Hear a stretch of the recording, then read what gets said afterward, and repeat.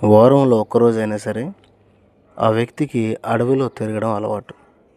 ఒకరోజు అడవిలో ఒంటరిగా నడుచుకుంటూ వెళ్తున్న అతనికి ఒక వేటగాడి వలలో ఒక సింహం పిల్ల చిక్కుకొని ఉండడం చూశాడు.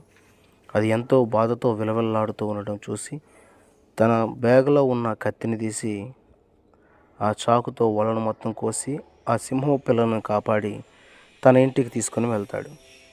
అతడి ఇంటిలో చాలా జంతువులు ఉంటాయి.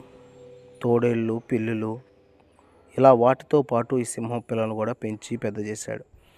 అయితే అతడు ఒక సర్కస్ నడిపించేవాడు. అతని దగ్గర సింహం చాలా సంతోషంగాను ఆనందంగా ఉంది. అయితే వాళ్ళిద్దరూ కూడా సొంత అన్నదమ్ముల కంటే ఎక్కువగా ప్రేమ కలిగి ఉన్నారు. సింహం క్రూరమైనదే కానీ అతని దగ్గర చాలా ప్రేమ కలిగి ఉన్నది. కానీ సంవత్సరాలు గడిచే కొలది అతని ఆరోగ్యం పాడైపోయింది. మందులు వేసుకోకుండా బయటికి వెళ్ళే పరిస్థితి లేదు. అతను మంచాన పడుతున్నాడు. సర్కస్ కూడా క్రమేణా మూతపడిపోయింది. సర్కస్ నడిచే పరిస్థితి లేదు, నడిపించేవారు ఎవరూ లేరు. అతనికి వెనక ముందు ఎవరూ లేకపోవడంతో సర్కస్ మూతపడిపోయింది.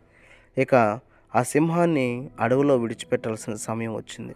అతను బాధపడుతూ కన్నీరు కారుస్తూ ఆ సింహాన్ని తోడుకొని వెళ్ళి అడవిలో విడిచిపెట్టాడు. ఆ సింహం కూడా చాలా వేదన పడింది, కన్నీరు కార్చింది.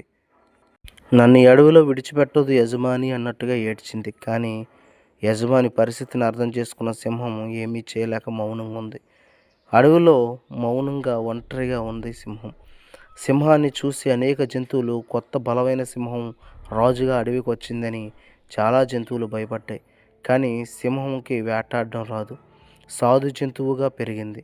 నోటికి అందిస్తేనే తిన్నది. అలాంటి అణువును కనిపెట్టిన జంతువులన్నీ కూడా సింహం పైన దాడి చేయడం మొదలుపెట్టాయి. క్రూరాతి క్రూరంగా సింహాన్ని వేటాడడం మొదలుపెట్టాయి. పేరుకు సింహమే కానీ తనకు వేటాడడం రాకపోవడంతో అన్ని జంతువుల దగ్గర దెబ్బలు తిన్నది నిలబడింది. ఒకరోజు నిదానించుకుంది. ఇలా అయితే పోరాడలేను అనుకుని అన్నిటినీ ఓడిస్తూ రొమ్ము విడిచి నిలబడింది సింహం. మనం కూడా అంతే కదా. కొన్నిసార్లు పరిస్థితులు మనకు అనుకూలంగా లేకపోతే ఏమీ చేయలేని స్థితిలో ఉంటాం. కానీ నిలబడాలి, అదే న్యాయం.